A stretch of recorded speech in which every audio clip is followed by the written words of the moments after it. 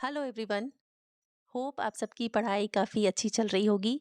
तो आज के वीडियो में हम सर्वोच्च न्यायालय के बारे में सभी महत्वपूर्ण बातों को समझेंगे।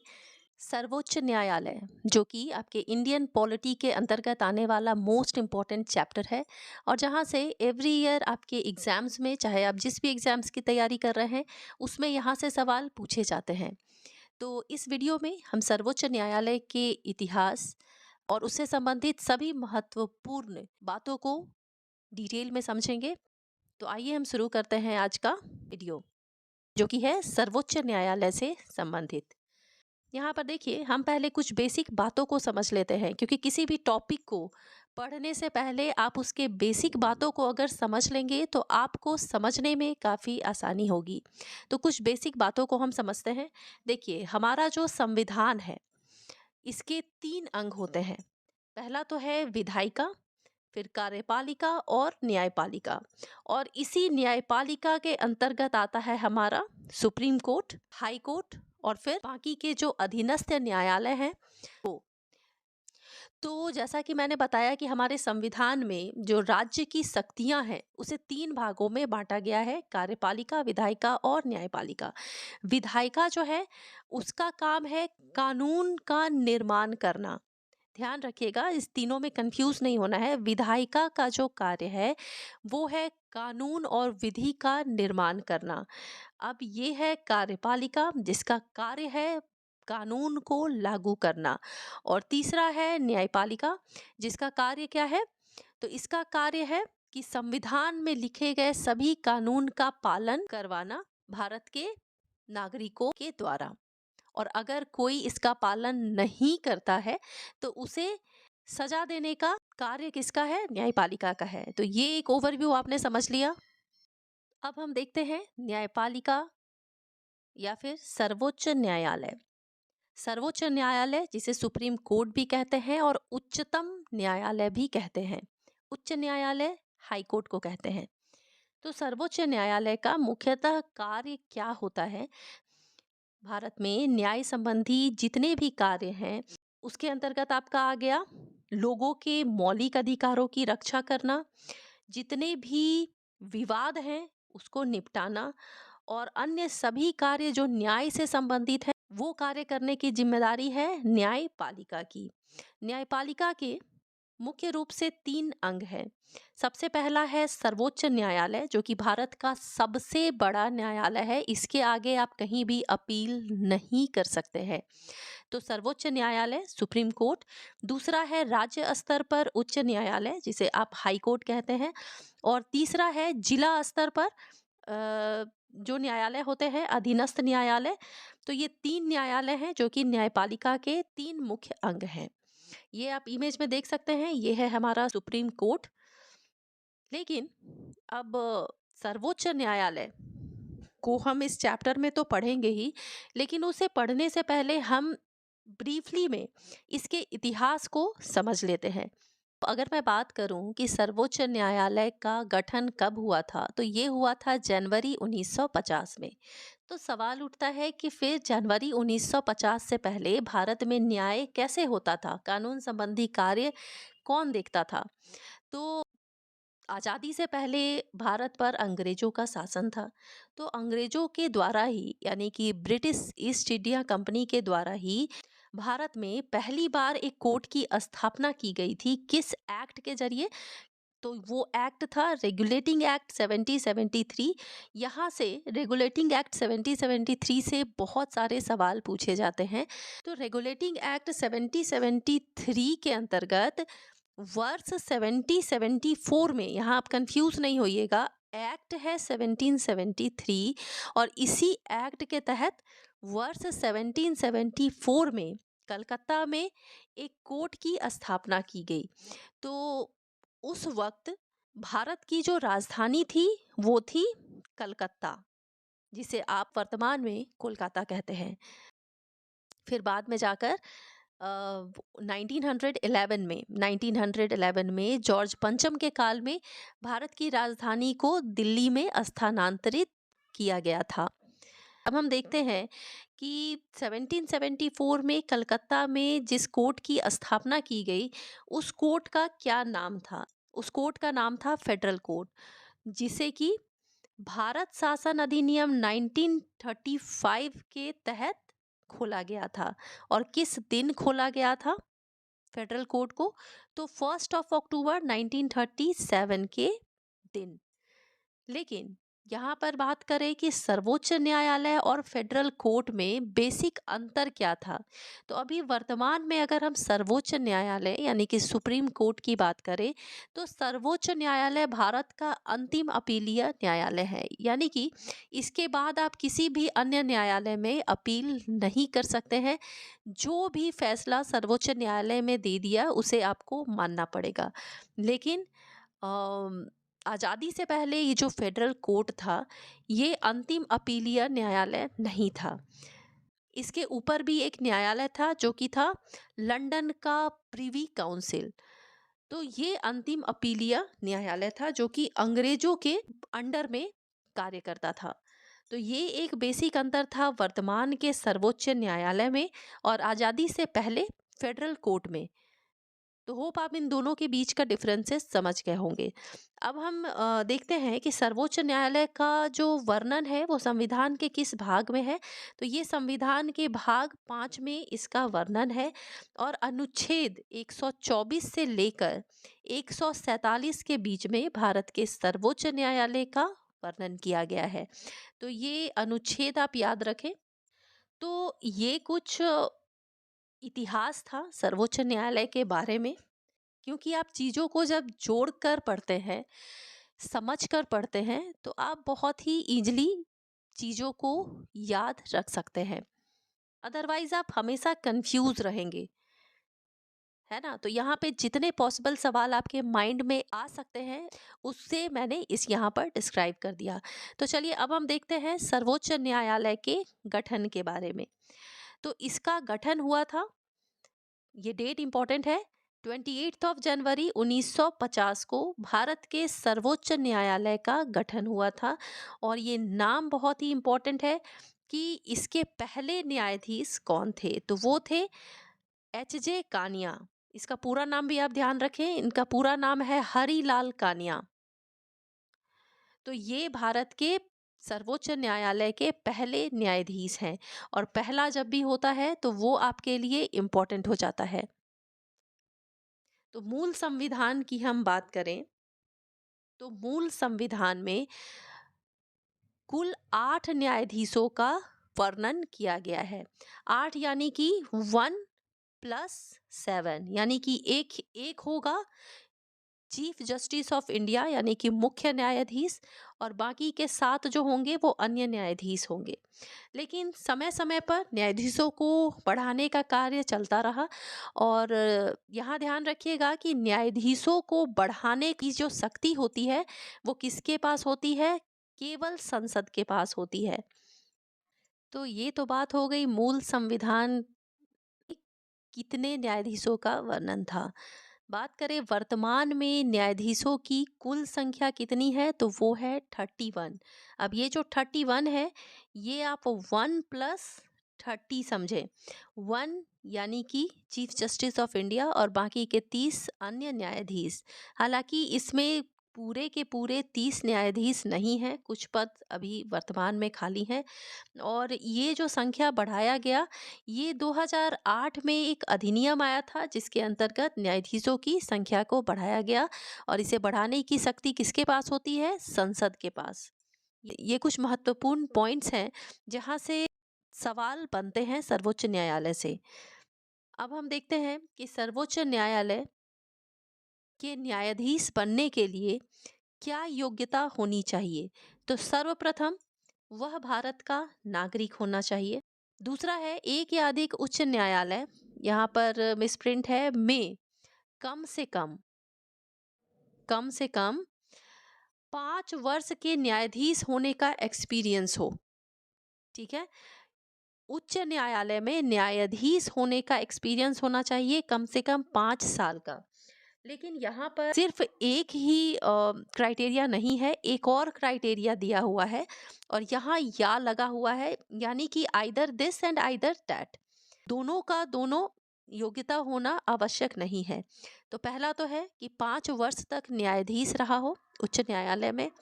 दूसरा है, अगर आप 5 साल तक न्यायाधीश नहीं हैं तो भी एक क्राइटेरिया दिया हुआ है कि हाई कोर्ट में 10 वर्ष का एक्सपीरियंस हो एज एन एडवोकेट।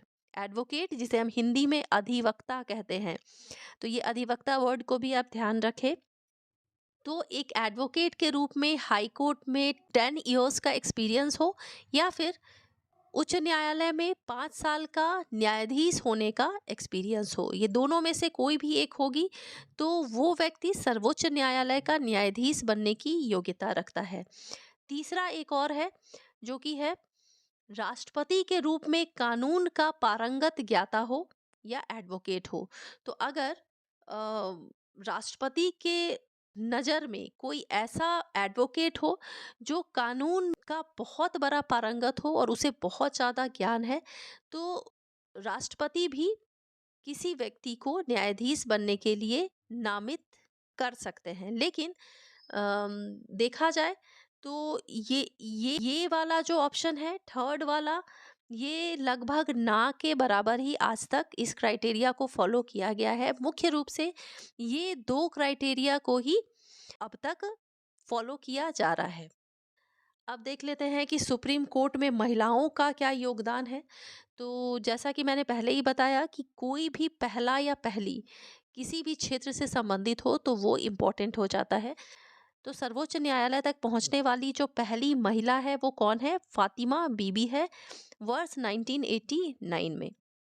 अब यहाँ पर एक और इम्पोर्टेंट नाम है जो कि आपके करंट अफेयर्स से संबंधित है। ये नाम है, ये महिला है बीबी नागरत्ना। नागरत्ना, ये नाम याद रखिएगा। ये पिछले 2 साल से न्यूज़ में है। क्यों है न्यूज़ में? क्योंकि वर्ष 2027 में इनका 99% चांस है कि 2027 में ये सुप्रीम कोर्ट की पहली महिला मुख्य न्यायाधीश बनेंगी। तो ये नाम आपके लिए बहुत ही ज़्यादा इम्पोर्टेंट है क्योंकि ये बनेंगी पहली महिला मुख्य न्यायाधीश। आज तक भारत में कोई भी महिला मुख्य न्यायाधीश नियुक्त नहीं हुई हैं, तो ये नाम बहुत ही ज़्यादा इम्पोर्टेंट है। ये वर्तमान में कर्नाटक हाई कोर्ट की चीफ जस्टिस हैं। अच्छा, बात करें वर्तमान में भारत के सीजेआई कौन है, तो वो हैं जस्टिस डी वाई चंद्रचूड़ जो कि भारत के 50वें सीजेआई हैं। चलिए अब हम अगला देख लेते हैं कि सुप्रीम कोर्ट के न्यायाधीशों को शपथ दिलाना, उनकी नियुक्ति करना, ये राष्ट्रपति के द्वारा किया जाता है। ये राष्ट्रपति के द्वारा किया जाता है और शपथ दिलाया जाता है वो अनुच्छेद 124(6) के द्वारा दिलवाया जाता है। इनकी नियुक्ति भी राष्ट्रपति करते हैं और जब कोई भी न्यायाधीश अपने कार्य का निर्वहन करने में असमर्थ होते हैं और वह पद त्याग करना चाहते हैं, तो वो भी राष्ट्रपति को ही संबोधित करके पद त्याग करते हैं। तो ये तीनों पॉइंट आप समझ चुके होंगे। यहाँ पर एक चीज़ आप नोट करें कि हाई कोर्ट के जो न्यायाधीश हैं उनकी नियुक्ति और जो पदत्याग है वो राष्ट्रपति के द्वारा करवाया जाता है। जैसे यहाँ पर आप सुप्रीम कोर्ट के चीफ जस्टिस की बात करें तो शपथ, नियुक्ति, पदत्याग ये तीनों राष्ट्रपति के द्वारा। लेकिन हाई कोर्ट की बात करें तो जो शपथ है वो दिलवाया जाता है राज्य के राज्यपाल के द्वारा और बाकी जो नियुक्ति और पद त्याग है वो राष्ट्रपति के द्वारा। तो ये दोनों थोड़ा कंफ्यूजिंग है, इसीलिए मैंने यहाँ पर दोनों को कंपेयर करके यहाँ पे बता दिया आपको। अब हम देखते हैं कि सुप्रीम कोर्ट के मुख्य न्यायाधीश और अन्य न्यायाधीशों के वेतन से संबंधित बातों को समझते हैं। तो सुप्रीम कोर्ट के जो मुख्य न्यायाधीश हैं उनका वेतन है 2,80,000। यहाँ पे 2,80,000 होगा और जो बाकी के जो अन्य न्यायाधीश हैं उनका जो वेतन है वो है 2,50,000 यानी कि 2.5 लाख। अच्छा, यहाँ पर एक पॉइंट आप समझिएगा कि जो कि सवाल में पूछा भी जाता है कि ये जो वेतन दिया जाता है सुप्रीम कोर्ट के मुख्य न्यायाधीश और अन्य न्यायाधीशों को, ये कहाँ से दिया जाता है? तो ये दिया जाता है भारत के संचित निधि से। अब ये जो संचित निधि है, ये क्या है? तो ये भारत सरकार का वो फंड होता है जो कि हम जो नागरिक हैं, जो हम टैक्स देते हैं, उन्हीं के पैसों से ये संचित निधि बना हुआ होता है, और इसी संचित निधि से सुप्रीम कोर्ट के मुख्य न्यायाधीश और अन्य न्यायाधीशों को वेतन प्रदान किया जाता है। अब यहाँ पर चलिए हम एक कंपेयर देख लेते हैं उच्च न्यायालय से भी। तो उच्च न्यायालय के जो मुख्य न्यायाधीश है, उनका वेतन भी है 2.5 लाख, यानी सुप्रीम कोर्ट के अन्य न्यायाधीश का 2.5 लाख और उच्च न्यायालय के मुख्य न्यायाधीश का भी 2.5 लाख, और उच्च न्यायालय के अन्य न्यायाधीश का है 2,25,000। यहाँ पर एक चीज आप समझिएगा कि यहाँ जो उच्च न्यायालय के मुख्य न्यायाधीश और अन्य न्यायाधीश हैं, इनको वेतन दिया जाता है राज्य के संचित निधि से। इन्हें दिया जाता है केंद्र के संचित निधि से, और हाईकोर्ट वाले को राज्य के संचित निधि से दिया जाता है। यहाँ एक पॉइंट मैं और क्लियर कर देना चाहती हूँ आपको। अगर हम बात करें इनके पेंशन की, तो सुप्रीम कोर्ट के जो मुख्य न्यायाधीश और अन्य न्यायाधीश हैं, इनको पेंशन भी दिया जाता है संचित निधि से, लेकिन उच्च न्यायालय के मुख्य न्यायाधीश और न्यायाधीशों अन्य न्यायाधीशों को केंद्र के संचित निधि से पेंशन दिया जाता है। ये कुछ ऐसे पॉइंट्स हैं जो बहुत कंफ्यूजिंग है। इन्हें अगर आप कंपैरिजन से अगर आप इसे पढ़ते हैं, तो वो चीज़ें आपको याद रहेंगी। अगर आप सुप्रीम कोर्ट और हाई कोर्ट को अलग अलग पढ़ेंगे, तो वो फिर आपको कंफ्यूजन वाली स्थिति में आप रहेंगे। तो इसीलिए मैंने इन दोनों कंपेयर को यहाँ बता दिया है। होप आप समझ गए होंगे। अब हम देखते हैं कि कार्यकाल क्या होता है। तो सर्वोच्च न्यायालय के जो न्यायाधीश होते हैं, उनका कोई निश्चित कार्यकाल नहीं होता है, यानी वो कितने भी साल, यानी अपने एज के अकॉर्डिंग वो काम करते हैं। जैसे सुप्रीम कोर्ट में कार्य करने का अंतिम वर्ष है 65 वर्ष। तो 65 वर्ष तक सर्वोच्च न्यायालय के न्यायाधीश कार्यरत रहते हैं। अगर मान लीजिए कोई न्यायाधीश 55 साल में ही सुप्रीम कोर्ट का न्यायाधीश बन गया, तो उसके पास समय रहेगा कार्य करने के लिए। कोई मान लीजिए 62 ईयर में, तो वो 3 साल सुप्रीम कोर्ट में कार्य करेगा। तो अपने 65 ईयर्स के आयु के हिसाब से इनका कार्यकाल होता है। यहाँ पर हाई कोर्ट का देख लें, तो हाई कोर्ट के न्यायाधीशों का जो रिटायरमेंट एज होता है, वो होता है 62 ईयर्स। अब एक टर्म है यहाँ पर जहाँ से सवाल पूछे जाते हैं, वो है कार्यवाहक मुख्य न्यायाधीश। तो कार्यवाहक मुख्य न्यायाधीश क्या होता है? तो जब न्यायाधीश का जो पोस्ट है वो खाली होता है, या कार्य का निर्वहन करने में किसी भी कारणवश असमर्थ होता है, तो ऐसे परिस्थिति में कार्यवाहक मुख्य न्यायाधीश की नियुक्ति की जाती है। किसके द्वारा? राष्ट्रपति के द्वारा। और इसका वर्णन किस अनुच्छेद में है? तो इसका वर्णन है अनुच्छेद 126 में। अब एक और टर्म है जो कि है एडहॉक जज, यानी कि तदर्थ न्यायाधीश। एडहॉक जज क्या होता है? तो देखिए, आप एक गणपूर्ति टर्म आप सुनते होंगे लोकसभा राज्यसभा से संबंधित। वो जो गणपूर्ति है वो यहाँ भी है कि यदि किसी भी मुद्दे पर यदि न्यायाधीशों की गणपूर्ति पर्याप्त नहीं होती है, तो चीफ जस्टिस ऑफ इंडिया क्या करते हैं? उच्च न्यायालय के, यानी राज्यों में जो हाई कोर्ट होता है, उसके न्यायाधीश को एज एन एडहॉक जज नियुक्त करते हैं। तो सिंपल है इसे समझना, एडहॉक जज की नियुक्ति गणपूर्ति को पूरा करने के लिए किया जाता है। और इन्हें कहाँ से लाया जाता है? तो ये उच्च न्यायालय के न्यायाधीशों में से कोई एक व्यक्ति होते हैं। इसके लिए राष्ट्रपति और संबंधित हाई कोर्ट के मुख्य न्यायाधीश का परामर्श लेना पड़ता है चीफ जस्टिस ऑफ इंडिया को। ये प्रावधान केवल सुप्रीम कोर्ट में है, हाई कोर्ट में नहीं है। अब एक और टर्म हम देख लेते हैं जो कि है कॉलेजियम सिस्टम। कॉलेजियम सिस्टम बहुत ही इंपॉर्टेंट है आपके लिए समझना। कॉलेजियम सिस्टम, इसकी शुरुआत कब हुई? 1993 में। तो 1993 से 5 सदस्यों वाली न्यायाधीशों की एक मंडली होती है, यानी कि 5 न्यायाधीश होते हैं, जिसके द्वारा विभिन्न न्यायाधीशों के नामों की नियुक्ति संबंधी प्रस्ताव राष्ट्रपति को भेजा जाता है। यानी कि अ, 5 न्यायाधीश होते हैं, जिनकी मंडली ये डिसाइड करती है कि अगला चीफ जस्टिस ऑफ इंडिया कौन होगा, और ये जो प्रस्ताव है इसे राष्ट्रपति को भेजा जाता है। और इसी सिस्टम को कहा जाता है कॉलेजियम सिस्टम।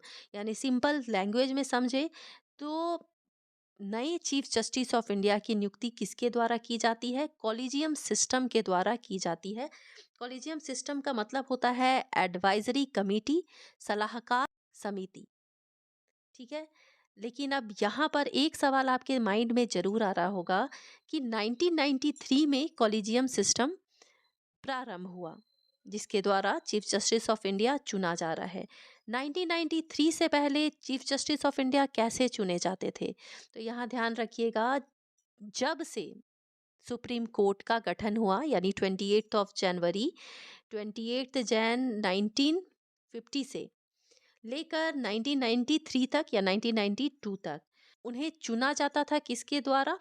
राष्ट्रपति के द्वारा। यानी कि राष्ट्रपति किसी भी व्यक्ति को नामांकित करते थे और उनके नामांकन के हिसाब से ही उन्हें चीफ जस्टिस ऑफ इंडिया बना दिया जाता था। लेकिन 1993 से चीफ जस्टिस ऑफ इंडिया जो है वो चुना जाता है कॉलेजियम सिस्टम के हिसाब से।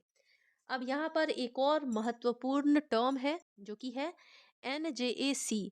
तो ये भी आपके लिए इम्पोर्टेंट है। हालांकि ये वर्तमान में ये कोई कानून नहीं है, ना ही ये कमेटी है, लेकिन क्योंकि ये सुप्रीम कोर्ट से संबंधित है तो ये आपके लिए समझने का विषय है। NJAC यानी कि नेशनल जुडिशरी अपॉइंटमेंट कमेटी, जिसे हम हिंदी में कहते हैं राष्ट्रीय न्यायिक नियुक्ति आयोग। अब ये न्यूज़ में क्यों था और इसका कार्य क्या था? तो यहाँ ध्यान रखिएगा, ये 99 संविधान संशोधन अधिनियम था, जिसे सुप्रीम कोर्ट के द्वारा गैर संवैधानिक घोषित कर दिया गया। सवाल उठता है ये क्या था और इसे गैर संवैधानिक क्यों घोषित किया गया? तो NJAC जो है ये लोकसभा और राज्यसभा में पारित किया 99 संविधान संशोधन अधिनियम के रूप में पारित हुआ था, अधिनियम बना भी था और इस पर विचार करने के लिए इसे सुप्रीम कोर्ट भेजा गया था। इसके अंतर्गत क्या था कि इस कमेटी में कुल 6 सदस्य थे, जिनके द्वारा चीफ जस्टिस ऑफ इंडिया को चुना जाना था। इन 6 सदस्यों में 3 सुप्रीम कोर्ट के न्यायाधीश थे, एक कानून मंत्री और 2 कानून विशेषज्ञ थे। इनके द्वारा एक व्यक्ति को चुनना था और उसे राष्ट्रपति को प्रस्ताव भेजना था और उनके द्वारा फिर चीफ जस्टिस ऑफ इंडिया की नियुक्ति करनी थी। लेकिन ये लोकसभा, राज्यसभा और बाकी के आधा से ज़्यादा राज्यों के द्वारा जब इसे फाइनली पारित किया गया, तो उसके बाद इसे सुप्रीम कोर्ट को विचार विमर्श के लिए भेजा गया, जहां सुप्रीम कोर्ट ने इन्हें क्या किया? गैर संवैधानिक घोषित किया। क्योंकि इसके अंतर्गत क्या होता कि इसमें जो मैंने जैसे बताया कि कुल 6 सदस्य थे और इन 6 सदस्यों में 2 विशेषज्ञ भी थे, कानून विशेषज्ञ। तो इससे क्या होता कि जैसे हमारा सुप्रीम कोर्ट या न्यायपालिका स्वतंत्र रूप से कार्य करती है, उनकी स्वतंत्रता इसमें बाधित हो रही थी, जिसके वजह से सुप्रीम कोर्ट के द्वारा इसे खारिज कर दिया गया या फिर गैर संवैधानिक घोषित कर दिया गया। अब एक और बात को हम समझते हैं कि सर्वोच्च न्यायालय एक अभिलेख न्यायालय। अभिलेख न्यायालय क्या होता है? तो सर्वोच्च न्यायालय के निर्णयों के विरुद्ध किसी भी न्यायालय में प्रश्न नहीं उठाया जा सकता। तो इसीलिए सर्वोच्च न्यायालय को एक अभिलेख न्यायालय भी कहा जाता है। राज्य स्तर पर देखें तो राज्य स्तर पर हाई कोर्ट जो है वो अभिलेख न्यायालय होता है।